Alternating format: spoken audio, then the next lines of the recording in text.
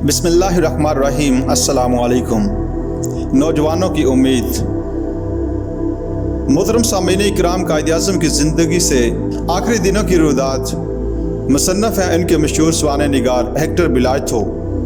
वो लिखती हैं, कायद की ज़िंदगी का आखिरी साल कराची में गुजरा, लेकिन वो एक मरतबा भी न्यू नेहम रोड का वो घर देखने ना गए जहाँ 71 बरस कबल उन्होंने जन्म लिया था। उनकी जगह कोई और शख्स होता तो वह बड़े फ़ख्र से अपने पुरशिकवा सरकारी महल से निकलकर इस मकान तक जाता जहां वो पैदा हुआ था। फिर इसकी बलाई मंजिल के 2 कमरों पर नज़र डालकर कहता, मेरे सफ़र ज़िंदगी का आगाज़ इस मकाम से हुआ था, मगर मैंने आखिरकार एक कौम की तश्कील की और इसके लिए एक आज़ाद मुमलकत कायम कर दी। लेकिन कायद के जहन में शायद इस किस्म का कोई ख्याल कभी न आया होगा। माजी इनके लिए एक मुर्दा और बेजान चीज़ थी और इन्हें इससे कोई लगाव न था। 1948 की फरवरी और मार्च में कायद हिस्ब मामूल सख्त मेहनत से काम करते रहे। वो रोज़ाना कई घंटे दफ्तर में बैठते और बड़ी संजीदगी और यकसुई से काम करते।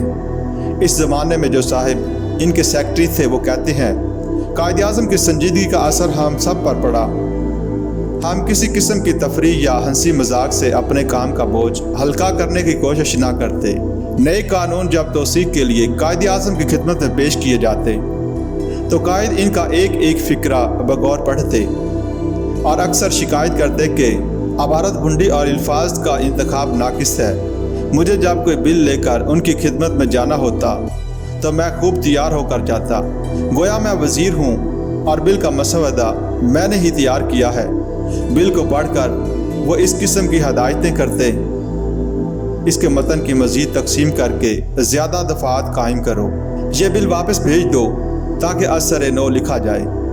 बाज़ मौक़ों पर मैं अर्ज़ करता, ये कानून बहुत ज़रूरी है और इसकी तौसीक में मज़ीद ताख़ीर न होना चाहिए।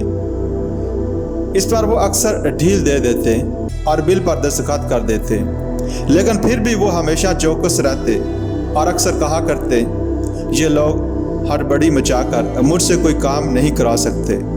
मैं इजलत में कोई दस्तखत नहीं करूँगा। ये कानून और ज़ाब्ते की बात है। हर फैसला सोच समझ कर करना चाहिए। अपनी ज़िंदगी के आखिरी 5-7 महीनों में कायद-ए-आज़म का दायरा फ़िक्र अमल बहुत वसी हो गया। कश्मीर का संगीन मसला अब हिंदुस्तान और पाकिस्तान तक महदूद न था। 30 दिसंबर 1947 से ये मसला अक़वाम मुत्तहिदा की सलामती कौंसिल में ज़ेर बहस था और दुनिया के तमाम मुल्कों को इससे दिलचस्पी पैदा हो गई। मार्च के महीने में कायद-ए-आज़म ने अपनी कौम को मुत्तहिद करने के लिए एक और कदम उठाया। अपनी नातवानी और इलालत के बावजूद वो करीब 2000 मील का हवाई सफ़र करके मशरक़ी पाकिस्तान पहुँचे और कोई दिन वहाँ ठहरे। इस असना में उन्होंने मुतअद्दिद तकरीरें की और कई सरकारी और गैर सरकारी तकरीरों में शरीक हुए। ढाका यूनिवर्सिटी के तलबा से खिताब में जो बातें उन्होंने की, इनसे अंदाज़ा होता है कि इक़्तिदार और इख्तियार मिलने से कायद-ए-आज़म के अंदर फ़िक्र पर मुतलक असर ना पड़ा था। उन्होंने कहा, मेरे नौजवान दोस्तों, मैंने 10 बरस बड़े खलूस और वफ़ादारी से तुम्हारी खिदमत की है और तुम्हारे लिए मेरे दिल में कोई जज्बा बजस मोहब्बत और शफ़क़त के नहीं। यही जज्बा आज मुझे मजबूर कर रहा है कि मैं तुम्हें थोड़ी सी तंबीह भी कर दूं। अगर तुम किसी सियासी जमात के चक्कर में पड़ गए और इसे इस बात की इजाज़त दी कि वह तुम्हारी मदद से अपना उल्लू सीधा करे तो तुम सख्त नुकसान उठाओगे।